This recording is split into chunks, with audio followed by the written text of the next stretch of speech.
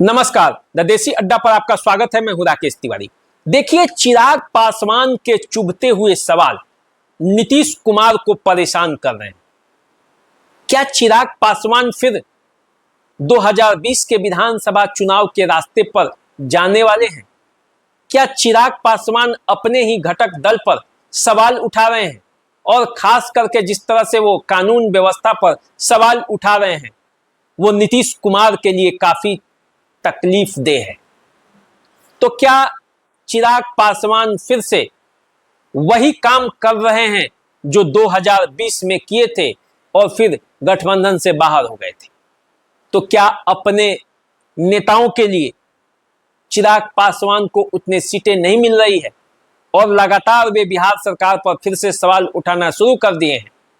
आज इसी बात की चर्चा होगी, क्योंकि जिस तरह का बयान, जिस तरह का उन्होंने अपने फेसबुक पोस्ट पर सरकार को घेरा है, वो एक खुद अपने आप में सवाल है। चिराग पासवान ने आज पोस्ट कर कहा है कि बिहार अब और कितनी हत्याओं की भेंट चढ़ेगा। समझ से परे है कि बिहार पुलिस की जिम्मेदारियां क्या है। अब देखिए, ये सवाल यदि विपक्ष उठाता तो समझ में आता। अब आप जानते हैं कि पुलिस व्यवस्था किसके जिम्मे है। गृह विभाग नीतीश कुमार के जिम्मे है। नीतीश कुमार बिहार के मुख्यमंत्री हैं, गृह विभाग उन्हीं के जिम्मे है, पुलिस उन्हीं के जिम्मे है। और यदि पुलिस पर सवाल उठाया जा रहा है, इसका मतलब है कि चिराग पासवान नीतीश कुमार पर सवाल उठा रहे हैं। और आप जानते हैं, नीतीश कुमार कभी इस बात को बर्दाश्त करते नहीं है।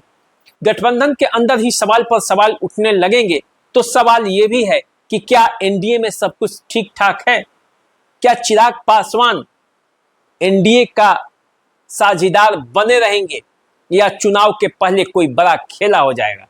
क्योंकि जब से चिराग पासवान ने यह पोस्ट किया है, उसके बाद से उनसे खुद बिहार के लोग कई सवाल पूछ रहे हैं, खुद कमेंट करके पूछ रहे हैं, सरकार आपकी, जिम्मेदारी आपकी, और सवाल भी आप ही पूछ रहे हैं। तो चिराग पासवान इस मामले में बयान देकर फिर से सुर्खियां तो बटोर रहे हैं, लेकिन सवाल यह है कि जनता दल यूनाइटेड इसे कितना बर्दाश्त करेगा।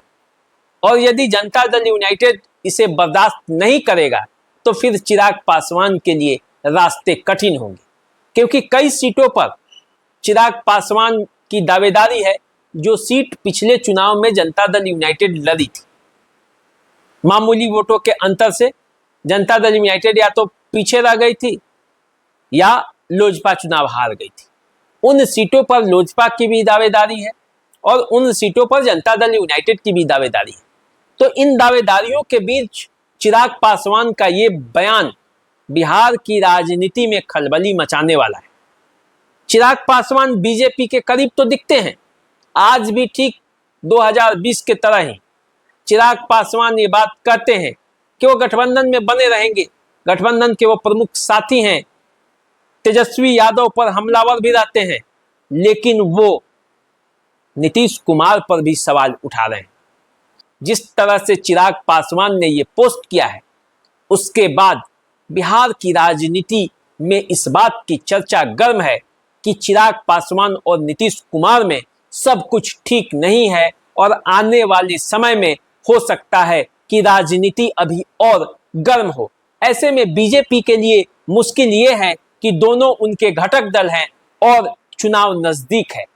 ऐसे में जहां कानून व्यवस्था पर बिहार की जनता भी सवाल उठा रही है और कानून व्यवस्था कंट्रोल से बाहर दिखाई दे रहा है, वैसे में जब अपने घटक दल के नेता भी सवाल उठाएंगे तो फिर विपक्ष के हमला से बचने के लिए कोई रास्ता नहीं रहेगा।